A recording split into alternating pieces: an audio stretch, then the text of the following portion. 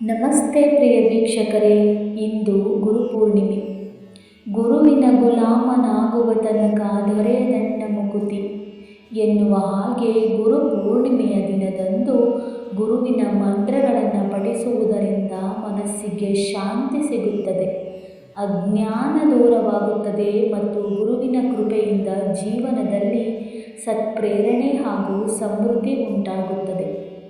ಜ್ಞಾನ ಪ್ರಾಪ್ತಿಯಾಗಿ ಅಜ್ಞಾನದ ಕತ್ತಲೆಯನ್ನು ಹೋಗಲಾಡಿಸಿ ಬುದ್ಧಿ ಹಾಗೂ ಸತ್ಯದ ಹಾದಿಯನ್ನು ತೋರಿಸುತ್ತದೆ. ಮನಃಶಾಂತಿ, ಏಕಾಗ್ರತೆ ಹೆಚ್ಚಾಗಿ ಆಂತರಿಕ ಶಾಂತಿ ಮತ್ತು ಧನಾತ್ಮಕ ಶಕ್ತಿ ಲಭಿಸುತ್ತದೆ.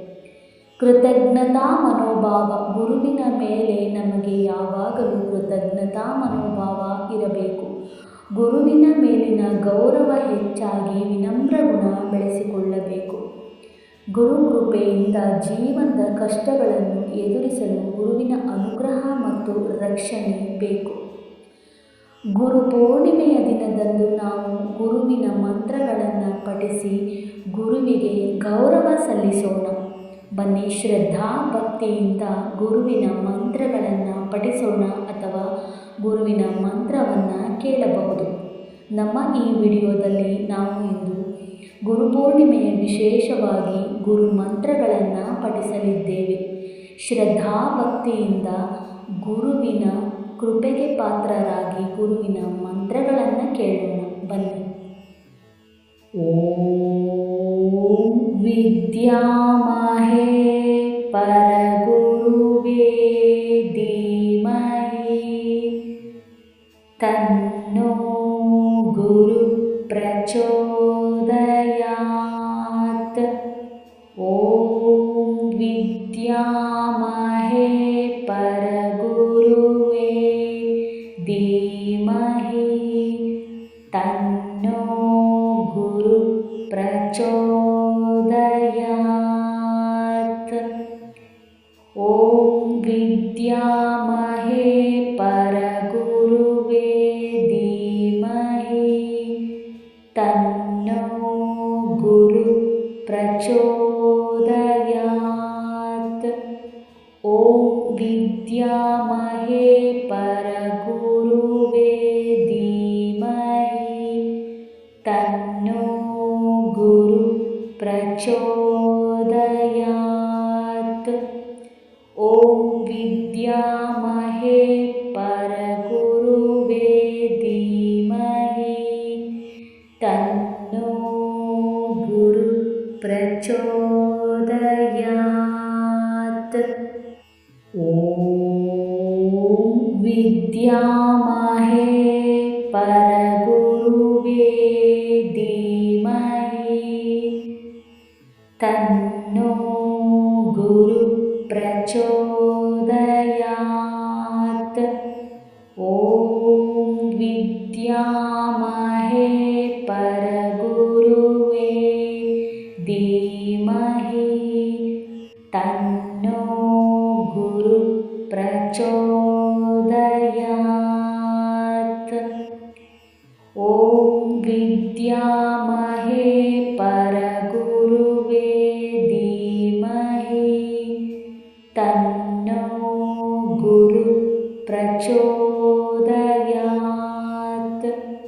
ಓಂ ವಿದ್ಯಾಮಹೇ ಪರಗುರುವೇ ಧೀಮಹಿ ತನ್ನೋ ಗುರು ಪ್ರಚೋದಯಾತ್.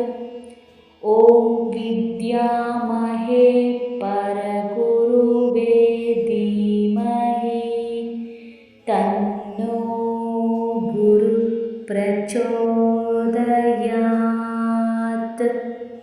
ಓಂ ವಿದ್ಯಾಮಹೇ ಪರಗುರುವೇ ಧೀಮಹಿ ತನ್ನೋ ಗುರು ಪ್ರಚೋದಯಾತ್. ಓಂ ವಿದ್ಯಾಮಹೇ ಪರಗುರುವೇ ಧೀಮಹಿ ತನ್ನೋ ಗುರು ಪ್ರಚೋದಯಾತ್. ॐ विद्यामहे परगुरुवे धीमहि तन्नो गुरुः प्रचोदयात्। ॐ विद्यामहे परगुरुवे धीमहि तन्नो गुरुः प्रचोदयात्। ॐ विद्यामहे परगुरुवे धीमहि तन्नो गुरुः प्रचोदयात्। ॐ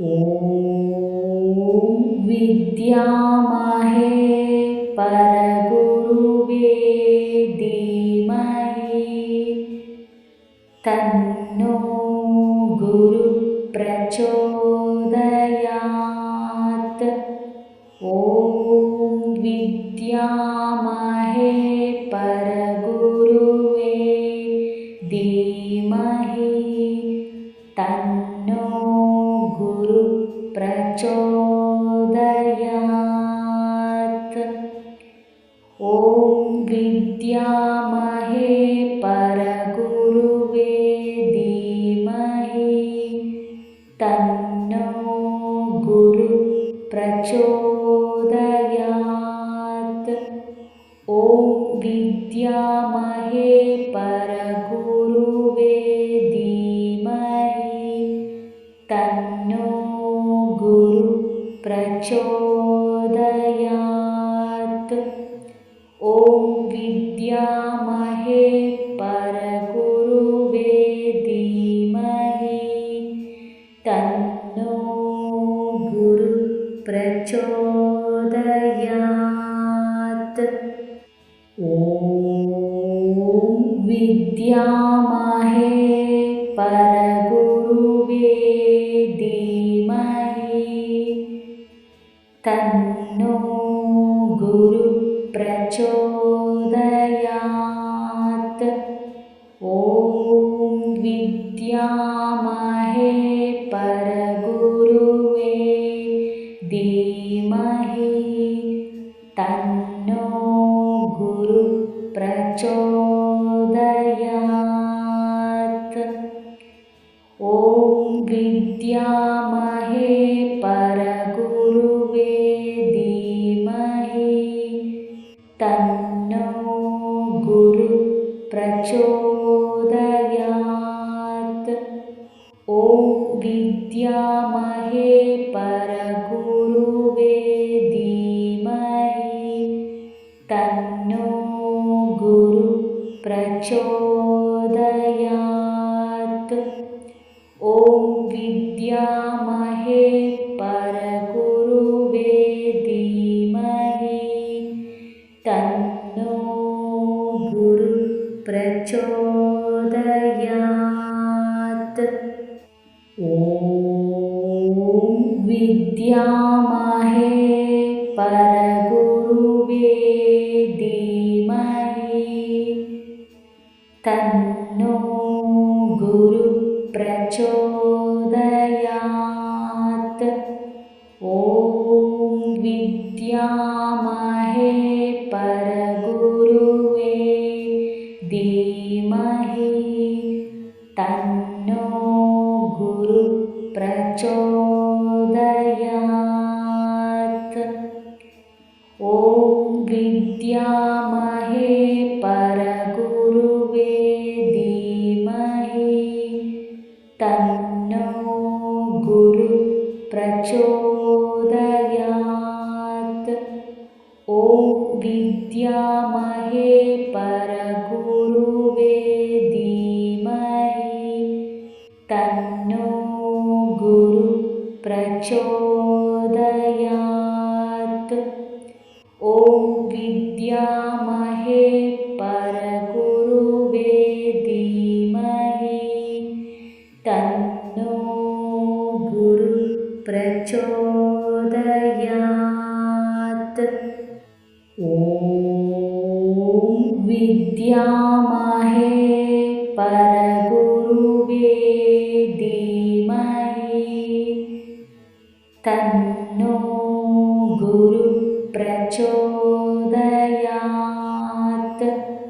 ॐ विद्यामहे परगुरुवे धीमहि तन्नो गुरुः प्रचोदयात्। ॐ विद्यामहे परगुरुवे धीमहि तन्नो गुरुः प्रचोदयात्। ॐ विद्यामहे परगुरुवे धीमहि तन्नो गुरुः प्रचोदयात्। ॐ विद्यामहे परगुरुवे धीमहि तन्नो गुरुः प्रचोदयात्। ॐ विद्यामहे परगुरुवे धीमहि तन्नो गुरुः प्रचोदयात्। ॐ विद्यामहे परगुरुवे धीमहि तन्नो गुरुः प्रचोदयात्। ॐ विद्यामहे परगुरुवे धीमहि तन्नो गुरुः प्रचोदयात्। ॐ विद्यामहे परगुरुवे धीमहि तन्नो गुरुः प्रचोदयात्। ॐ विद्यामहे परगुरुवे धीमहि तन्नो गुरुः प्रचोदयात्। ॐ विद्यामहे परगुरुवे धीमहि तन्नो गुरुः प्रचोदयात्। ॐ विद्यामहे परगुरुवे धीमहि तन्नो गुरुः प्रचोदयात्। ॐ विद्यामहे परगुरुवे धीमहि तन्नो गुरुः प्रचोदयात्। ॐ विद्यामहे परगुरुवे धीमहि तन्नो गुरुः प्रचोदयात्। ॐ विद्या